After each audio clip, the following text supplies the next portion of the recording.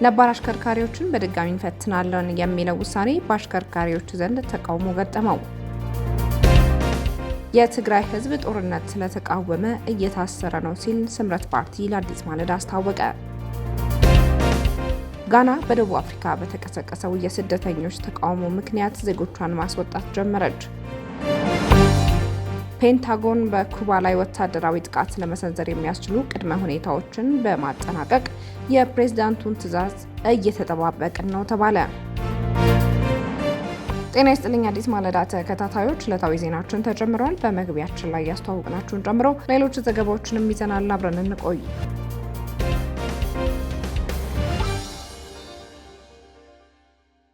ነባር አሽከርካሪዎችን በድጋሚ እንፈትናለን የሚለው ውሳኔ በአሽከርካሪዎች ዘንድ ተቃውሞ ገጠመው። የትራንስፖርትና ሎጂስቲክስ ሚኒስቴር ከስራና ክህሎት ሚኒስቴር ጋር በመተባበር በይፋ ጀምሬዋለሁ ባለው ብሔራዊ ንቅናቄ መሰረት ሁሉም አሽከርካሪ መፈተን ግዴታው መሆኑን ያሳወቀ ቢሆንም በአሽከርካሪዎች በኩል ግን የማይመስል የሚል በመቃወም ለአዲስ ማለዳ ገለጹ። ይሁን እንጂ ይህንን መመሪያ በርካቶች ከተነጋገሩበት በኋላ ሚኒስቴሩ ይህንን የሚያብራራውን መረጃ ከሁሉም ማህበራዊ ትስስር ገጹ ላይ አጥፍቶታል። በሀገሪቱ በየዓመቱ በሰው ሕይወት በአካል ጉዳትና በቢሊዮኖች የሚቆጠር የንብረት ውድመት ላይ ከፍተኛ ቀውስ እያደረሰ የሚገኘውን የመንገድ ትራፊክ አደጋ ለመግታት በስራ ላይ ያሉ ሁሉም አሽከርካሪዎች በድጋሚ ሊመዘኑ መሆኑን ያስታወቀው የትራንስፖርትና ሎጂስቲክስ ሚኒስትሩ ከአሽከርካሪዎች ዘንድ የበረታ ተቃውሞ የገጠመው ሲሆን ይህም ሚኒስትሩ አጠቃላይ አሰራሩንና የትራንስፖርት ዘርፉን አካሄድ አላገናዘበም በማለት ነው። ውሳኔው በረጅም ርቀትና በከተማ አሽከርካሪዎች ዘንድ ከፍተኛ ቅሬታና ተቃውሞን እየቀሰቀሰ ይገኛል። ጉዳዩን አዲስ የገንዘብ መሰብሰቢያ ስልት አድርገው እንደሚወስዱት የገለጹት ወደ ጅቡቲ በማሽከርከር በርካታ ዓመታት የሰሩ አንድ አሽከርካሪ ሚኒስቴር መስሪያ ቤቱ ስለምንጓዝባቸው መንገዶች አስከፊነት፣ በተለያዩ ቦታዎች ላይ በታጣቂዎች ስለሚገደሉ አሽከርካሪዎች የጀርባ አጥንት ሆኖ ሊቆምላቸው ይገባ እንደነበር በመግለጽ አሁን ላይ ስልጠና ውሰዱ ማለቱን ተችተዋል።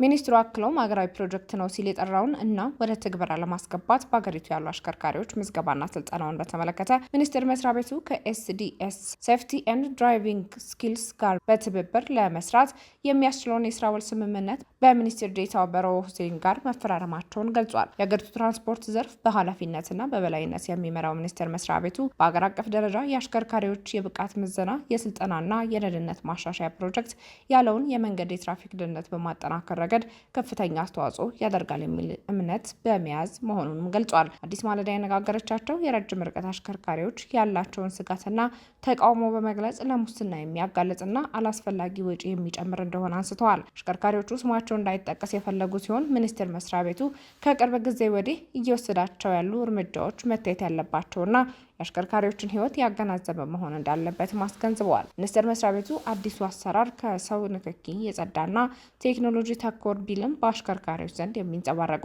አስተያየቶች ግን በተቃውሞ የተሞሉ ሲሆኑ ውሳኔውን አጥብቀው የሚተቹባቸውን ጉዳዮች ለአዲስ ማለዳ ገልጸዋል። አሽከርካሪዎች አሁን ባለው የኑሮ ውድነት ወቅት በድጋሚ ለስልጠናና ለምዘና የሚጠየቀውን ክፍያ አቅማችንን ሊያናገው የሚችል ነው ያሉ ሲሆን ሌላው ደግሞ ስልጠናው የሚሰጥበት ሲስተም የዲጂታል ነው ቢባልም ተግባር ግን አሽከርካሪዎችን ለእንግልትና ለተጨማሪ ሌብነት የሚያጋልጥ መድረክ ሊሆን ይችላል የሚል ስጋትም አላቸው። ይህ ስጋታቸው ከምን የመነጨ ነው ስትል ጥያቄ ያቀረበችላቸው አዲስ ማለዳ አሁን ላይ መንጃ ፈቃድ እየተሰጠ ካለበት ሁኔታ በመነሳት እንደሆነና በርካታ አሽከርካሪዎች የሚውሉት በረሃ ላይ በመሆኑ መቼ ይወስዳል በሚል መሆኑን ገልጸዋል። በተጨማሪም አሽከርካሪዎቹ ሚኒስቴር መስሪያ ቤቱ ለምን አሁን ላይ እንዴት ተደርገው መንጃ ፈቃድ እንደሚሰጥ ተመልሶ ማየት አለበት ብለዋል። በመቀጠልም አዲስ ማለዳ ያነጋገረቻቸው የሲኖትራክ አሽከርካሪ አሁን አሰለጥናለሁ ብሎ የመጣው ተቋም ላይ ጓደኛው እንደሰለጠነ በመግለጽ አሁን ከዚህ ቀደም መንጃ ፈቃድ ለመስጠት ብቁ አልነበርኩም ማለቱ ነው በማለት አሁን ራሱ አሰልጥኖ እንደገና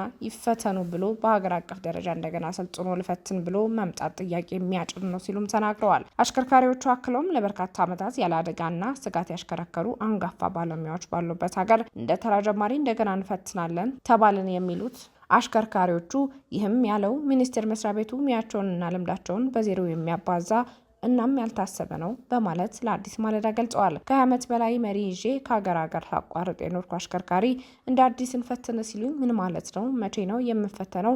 ተሽከርካሪ ይቆማል፣ ቤተሰብ ምን ይበላል? በማለት ስማቸው እንዳይጠቀስ የፈለጉ ሀገር አቋራጭ አሽከርካሪ ለአዲስ ማለዳ የተናገሩ ሲሆን አሁን ላይ በመላ ሀገሪቱ አሽከርካሪ በወጣበት የሚቀርበት ሰዓት ምንም የማይል ተቋም ሙያችሁን ልፈትሽ ማለቱ አስፈላጊ አይደለም ሲሉም አክለዋል። እንደ ሚኒስትሩ መረጃ ከሆነ በአሁኑ ወቅት በስራ ላይ ያሉ ሁሉም የሀገሪቱ አሽከርካሪዎች እንደገና እንዲሰለጥኑና እንዲዘምኑ የሚያስችል አጠቃላይ የሰነ ዝግጅት ሙሉ በሙሉ ተጠናቋልም ብሏል። ሚኒስትሩ አክሎም የምዘና ሂደቱ ከተለመደው አሰራር በተለየ መልኩ ከእጅ ንክኪ በጸዳ መልኩ ግልጽና አስተማማኝ በሆነ ዲጂታል ሲስተም የሚመራ ይሆናል ሲልም አስታውቆ ነበር። አሰራሩ በተመለከተ ሚኒስቴር መስሪያ ቤቱ አሽከርካሪዎች ፈተናውን ከመውሰዳቸው በፊት ቅድሚያ ስልጠና መውሰድ የሚጠበቅባቸው ይሆናል።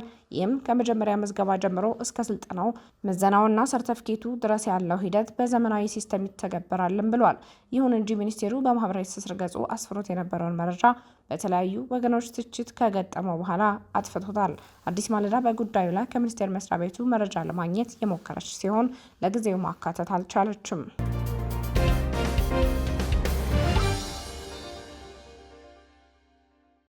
የትግራይ ህዝብ ጦርነት ስለተቃወመ እየታሰረ ነው ሲል ስምረት ፓርቲ ለአዲስ ማለዳ አስታወቀ። ስምረት ፓርቲ በህወሓት አማካኝነት በትግራይ የሚኖሩ ህዝቦች ስቃይና እንግልት እየደረሰባቸው በማለት ቡድኑ በተለይም ደግሞ ወጣቱን በማፈስ ለጦርነት እያዘጋጀ ነው ሲል ገልጿል። የፓርቲው ኮሚኒኬሽን ባለሙያ ሀለፎም ምርኤ እንደገለጹት ከሆነም የትግራይ ህዝብ ጦርነት አልደግፍም በማለቱ ምክንያት ህወሓት ኃይል ወደ መጠቀም ሄዷል ያሉ ሲሆን የቡድኑ ታጣቂዎች እናቶችን ሳይቀር በአክሱም ከተማ በመሳሪያ እየመቱ መታየታቸውን ይናገራሉ። በዚህ ጦርነት ያላመነ ወጣት ወደ ጦርነት እንዲገባ መደረጉ ምንም አይነት ጠቀሜታ እንደሌለው በማሰብ በወጣቶቹ በኩል እየተደረገ ያለው አፈሳ የጦር ወንጀል ነው። ይህም በህግ አግባብ የሚያስጠይቅ ስለሆነ ቡድኑ ከድርጊቱ እንዲቆጠብና ድርጊቱም ዓላማ አልባ መሆኑን ፓርቲው መጠቆሙን ይገልጻሉ። ቡድኑ መሳሪያ ለወጣቱ ስላስታጠቀ ብቻ ወደ ጦርነት መግባት ሳይሆን ለህዝብም ዋስትና መሆን እንደሚቻል የተናገሩት ሀለፎም የታፈሱ ወጣቶች የመደራጀት ስራ እንዲሰሩ አስገንዝበዋል። ከአፈሳው መካከል የፓርቲው አባል ወጣቶች ጭምር እንደሚገኙበት አንስተው ያንን ሰላማዊ ድርጅት አባልን አፍሶ ለጦርነት ማስታጠቅ አደጋ እንጂ መፍትሄ አይመጣም በማለት ሁሉንም ወጣት ማፈስ ማቆም አለበት ሲል ፓርቲው መግለጫ ማውጣቱን አስታውቀዋል። የታፈሱ የፓርቲ አካላት ወደ ማሰልጠኛ ካምፕ የሚገቡ ከሆነ የማደራጀት ስራ አጠናክረው እንዲሰሩ፣ በተለይ ደግሞ የውስጥ ጠላት እያለ ከውጭ ጠላት ጋር የሚካሄድ ጦርነት ጥቅም አልባ ስለሆነ መጀመሪያ ሰላምን ከውስጥ ማግኘት አለበት። ይህንንም አስቡ ብሎ ፓርቲው ለአባላቱ ማሳሰቡን ተናግረዋል። የሚደረገው ሀፈሳ በሀገር ላይ ችግር ከመምጣት ያለፈ መፍትሄ የለውም ሲሉም አክለዋል። አሁን ህዝቡ ጦርነት አልደግፍም ስላለ ወደ ኃይል ነው የገቡት። ይህ አሁን አደገኛና መጥፎ ነው የሚል እምነት ስላለን ህዝቡም እየተቃወሙ ነው ያለው፣ እየተቃወመም እየታሰረ ነው ያለው። እናቶች ሳይቀሩ በሰደፍ መሳሪያ እየተመቱ ታይቷል በአክሱም። ስለዚህ በዚህ ዙሪያ ያላመነ ወጣት ወደ ጦርነት እንዲገባ ማድረግ አንድ ምንም ትርጉም የለውም። ያላመነ ኃይል ምንም ትርጉም የለውም።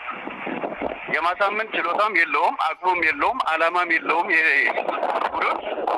ስለዚህ ይሄን ነገር አልቀበልም ስላለ በኃይል ገብቶታል። እኛ አሁን ሁለት ነገር ነው የመከርነው። ይሄን ነገር አንድ ታጣቂዎች እዛ ጋር ያሉ ሰዎች በወጣቶች ዙሪያ የሚያካሄዱትን አፈሳ የጦር ወንጀል ነው። ስለዚህ ነገ የሚያስጠይቅ ስለሆነ ከድርጊታቸው እንዲቆጠቡ ማንንም የስርዓቱ የዛ ቡድን ማለት ነው ጥቆማ በመስጠት ምናምን በመስጠት የሚካሄደው ያለውን አሰራርም እንዲቆም። ምክንያቱም ይሄ ዓላማ ለሌለው ትርጉም ስለሆነ በአፈሳ ሄዶ የጠፋ ህይወት ሰው ካለ የህይወት ሰው መጥፋት ተጠያቂ መሆኑን ማወቅ እንዳለበት እዛ ጋር አስቀምጠናል። ይህ አሁን ለህብረተሰቡም ትምህርት ነው። ትናንትም ማታ አካባቢ ፌባክ እየመጣ ነበር። በቃ በዚህ ዙሪያ ያለውን ትምህርት መስፋት እንዳለበት ነግረውናል። ሁለተኛው ደግሞ የግድ ከሆነ መሳሪያ ስላስያዘ ብቻ እሱ ወደሚፈልገው ጦርነት መግባት አይደለም። ለህዝብህም ዋስትና መሆን ትችላለህ በሰጣ መሳሪያ። ስለዚህ የመደራጀት ስራ እንዲሰሩ፣ የሚያዋጣቸው ስራ እንዲሰሩ። በመሳሪያ እየታፈሱ ያሉት መሳሪያ ከያዝክ ደግሞ የህዝብህን የሚፈልገውን ነገር ማሳካት ስለሚችል ሁሉም ነገር እንደጨለማ አድርጋችሁ መውሰድ የለባችሁም ነው። ሰው መታፈስ የለበትም ምናምንም የለበትም።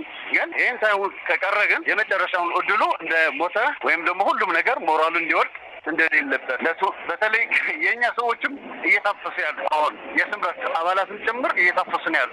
ስለዚህ የሌላ ድርጅት አንቲ ቡድኑ የቆመ ኃይል አፍሰስ መሳሪያ መስጠት አደጋ ነው እንጂ መፍትሄ አያመጣም። በቃ ሁሉንም ወጣት እያፈሱ ነው ያሉት አይደል? ወጣት አብዛኛውን አሁን የስምረት አባል የለውጥ ፈላጊ ወጣት ነው ያለው። ይሄንም ምንም ነገር የመለየት ስራ የሚባል ነገር የለም። አሁን ሁሉንም ማፈስ ነው ገባ። ስለዚህ እነዚህ ሰዎች እኛ የሰጠናቸውን ነገር የመጨረሻን ሆኖ ወደ ካምፕ ማሰልጠኛ ካምፕ የሚገቡ ከሆነ የማደራጀት ስራም አጠናክረው እንዲሰሩ፣ በይበልጥ ደግሞ መሳሪያ ከሰጧቸው በኋላ ማድረግ ያለባቸውን የውስጥ ጠላት እያለን ከውጭ ጠላት ጋር ተብሎ የሚካሄደውን ጦርነት ትርጉም ስለሌለው መጀመሪያ መፍትሄ ማምጣት ያለበት በውስጡ ነው። ስለዚህ በዚህ ዙሪያ አስባችሁ መደራጀት መታገል እንዳለባችሁ ብለን ትናንት አሳስበናል ማለት ነው። ያላመነ ሳያምን በቃ እምነት የሌለውን በቡድኑ እምነት የሌለውን በኃይል የታፈሰ ወጣትም በዚህ ዙሪያ እንዲደራጅ መክረነዋል።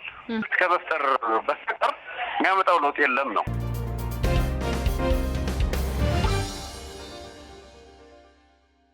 ጋና በደቡብ አፍሪካ በተቀሰቀሰ የስደተኞች ተቃውሞ ምክንያት ዜጎቿን ማስወጣት ጀመረች። በደቡብ አፍሪካ ውስጥ የውጭ ዜጎችን በሚቃወመው እና ስደተኞቹን ኢላማ ባደረጉ ጥቃቶች ሳቢያ ከፍተኛ ስጋት ውስጥ ወድቀው የነበሩ 300 ጋናዊ ዜጎች በመንግስታቸው የተዘጋጀ ልዩ በረራ የመጀመሪያ ዙር ተፈናቃዮች ሆነው አክራ ገብተዋል።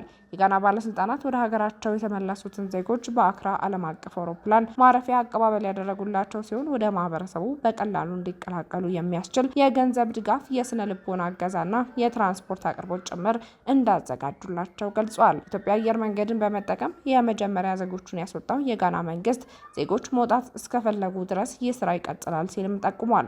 የደቡብ አፍሪካ የስራ አጥነት መጠን ከ30 በመቶ በላይ ማለፉን ተከትሎ በደቡብ አፍሪካውያንና በውጭ ሀገር ዜጎች መካከል ያለው ውጥረት በቅርብ ሳምንታት ውስጥ ዳግም ማገርሸቱን ዓለም አቀፍ ሚዲያዎች ዘግበዋል። ጋናዊ ባለስልጣናት በአፋጣኝ ይህንን እርምጃ እንዲወስዱ ምክንያት ሆኗቸዋል የተባለውን ጋናውያን በመደብደቡ ነው። አንድ ጋናዊ ግለሰብ በደቡብ አፍሪካውያን ሲደበደብ የሚያሳይ ቪዲዮ በማህበራዊ ሚዲያ ላይ በስፋት መሰራጨቱ ውጥረቱ ይበልጥ ያባባሰውና ጋናዊ ባለስልጣናትም አፋጣኝ እርምጃ እንዲወስዱ አድርጓቸዋል። በደቡብ አፍሪካ የሚገኙ ከ800 በላይ ጋናውያን ወደ ሀገራቸው ለመመለስ በፕሪቶሪያ ለሚገኘው የጋና ኤምባሲ ምዝገባ ያካሄዱ ሲሆን መንግስት በረራዎችን በማዘጋጀት ላይ መሆኑም ተገልጿል። አሁን ላይ የዲፕሎማሲያዊ ግንኙነት ውጥረት እየሰፋ መጥቷል የተባለ ሲሆን በፕሪቶሪያ የጋና ከፍተኛ ኮሚሽነር የሆኑት ቤንጃሚን ኮዋቺ እንደገለጹት ብዙዎች ዜጎች በቀጥታ ጥቃት ባይደርስባቸውም በደህንነት ስጋት ምክንያት ሀገሪቱን ለቀው ለመውጣት መገደዳቸውን ጠቅሰዋል። ከደቡብ አፍሪካ ጋር መልካም ግንኙነት ቢኖረንም የዜጎቻችን ደህንነት ለማረጋገጥ ከማስለቀቅ ውጪ ሌላ አማራጭ አልነበረንም ሲሉ ጋናዊው ኮሚሽነር ተናግረዋል። ይህ በደቡብ አፍሪካ የተከሰተው አፍሪካዊ ጥላቻና የስደተኞች እንግልትና ጥቃት በሀገሪቱ መሪዎች ዘንድ ስለ አፍሪካ አንድነትም ይሁን ስለ ፓን አፍሪካኒዝም የሚነገረው ንግግርና በመሬት ላይ ያለውን ተጨባጭ እውነታ ልዩነት አጉልቶ ያወጣና በሀገሪቱ ላይ ትልልቅ የፖለቲካ መነጋገሪያ እያደረገው ነው ሲል የናይጄሪያው ቻናል ቲቪ ዘግቧል። የጋና የውጭ ጉዳይ ሚኒስቴር በቀጣይ ቀናትም የቀሩትን ዜጎች በልዩ በረራዎች የማስለቀቁን ሂደት አጠናክሮ እንደሚቀጥል አስታውቋል።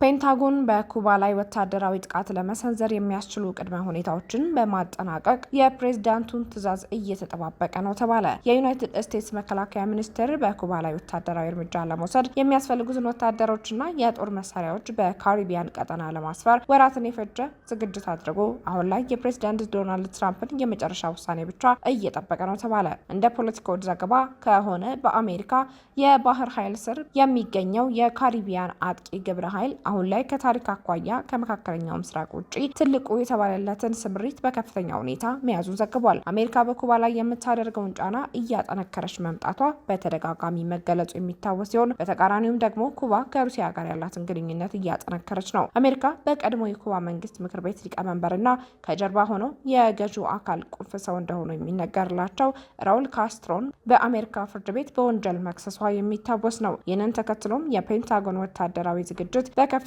ሁኔታ አውዳሚ ጥቃት የሚያስከትል ወይም ኩባን ለመውረር ዓላማ ያደረገ ነው የሚሉ ስጋቶች በከፍተኛ ሁኔታ እንዲጨምሩ ምክንያት ሆነዋል ሲል ያስነበበው ፖለቲኮ ውጥረቱ ለሌሎች ሀገራት አይቀሬ መሆኑንም ያመላከተ ነው ተብሎለታል። ከዚህ ቀደም እንደ አውሮፓውያን አቆጣጠር በ1962 የተከሰተው የኩባ ሚሳኤል ቀውስ ሶቪየት ህብረት በኩባ ምድር ላይ የኒውክሌር ሚሳኤሎችን ለማስፈር በመመኮሯ ምክንያት በአሜሪካና በሶቪየት መካከል የዓለምን ህልውና ለአደጋ ያጋለጠ ከፍተኛ የኒውክሌር ጦርነት ስጋት የፈጠረ ክስተት እንደነበር ይታወሳል። በጊዜው ይህ አስፈሪ ውጥረት መቋጫ ያገኘው አሜሪካ ኩባን ላለመውረር ስትስማማ፣ ሶቪየት ህብረት ደግሞ ሚሳኤሎቿን ከኩባ ለማስወጣት በገቡት ሚስጥራዊ ስምምነት ነበር። አሁን ላይም ሁለቱ ሀያላን የራሳቸው የሆነ ፍላጎት ኩባ ላይ አላቸው። የአሜሪካ የውጭ ጉዳይ ሚኒስቴር ማርኮ ሩቢዮ በሰጡት መግለጫ ኩባ አሁን ላይ በከፍተኛ ችግር ውስጥ እንደምትገኝ ጠቅሰው ከአሜሪካ ድንበር 90 ማይልስ ርቀት ላይ የሚገኝ የፈረሰ መንግስት ለአሜሪካ ብሔራዊ ደህንነት ስጋት ነው በማለት ኩባን በፈረሰ መንግስት የምትመራ እንደሆነች ጠቅሷል። የውጭ ጉዳይ ኩባንያዎች ሚኒስቴሩ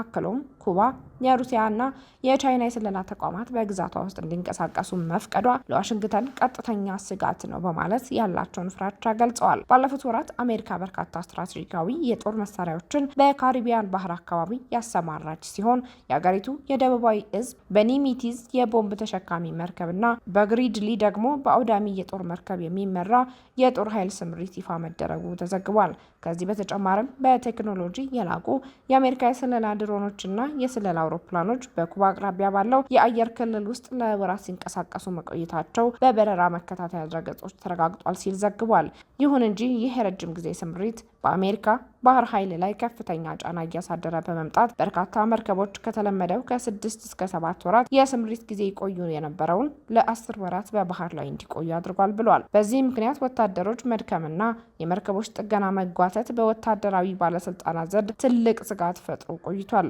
አሁን ላይ አሜሪካ ቀይ ባህር አካባቢ የኢራን መርከቦችን ለመዝጋት በምታደርገው ሌላ ሰፊ ወታደራዊ ዘመቻ ምክንያት የባህር ኃይል አቅሟ በሁለት ግንባር ተወጥሮ እንደሚገኝም ተነግሯል። ይህንን ሁሉ ዝግጅት ሲደረግ ያየው የኩባ መንግስት መልእክቱን ለሀገሪቱ ዜጎች አስተላልፏል። ኩባ የአሜሪካን ጥቃት በመፍራት መንግስት ኩባዊ ዜጎቹ ለጦርነት እንዲዘጋጁ የሚያስገነዝብ መመሪያ እያሰራጨ መሆኑንና የመከላከያ ምሽጎቹን እያጠናከረ እንደሚገኝ መረጃዎች ያሳያሉ። ዕለታዊ ዜናችን በዚሁ ተጠናቀቀ። አዲስ ማለዳን ሰብስክራይብ ማድረግ አይዘንጉ። ጤና ይስጥልኝ።